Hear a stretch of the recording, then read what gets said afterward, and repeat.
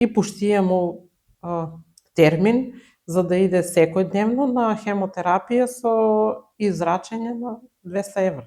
Со 200 евра. Да, корупција. Мене лично за сестра ми во Србија ми се случи тоа. Во Белград, ковид, да се оперира, плюс дадат преку друг човек, а тој не ги ни дал. И почина сестра ми.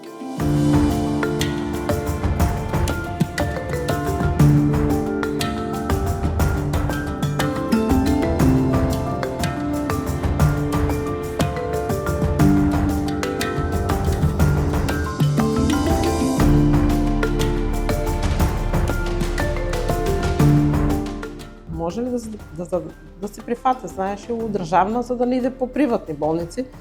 И па може, вика, може ли да се почастимо? И па може, ај тогај дојдете за утре. И иначе требаше, немаше ред, нели, за овоа и пошти му термин за да иде секојдневно на хемотерапија со израчење на 200 евра. Со 200 евра. Да, корупција.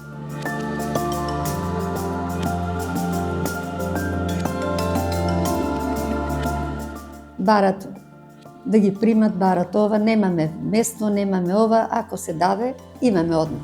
Го кажува отворено, искрено се. Во корупција влегува и тој што дава и тој што прима.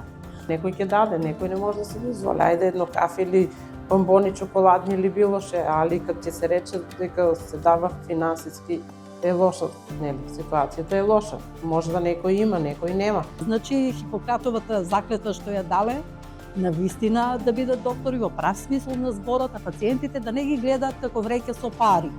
Може се кроз призмата на динарот да гледаме. Треба да бидеме и луѓе.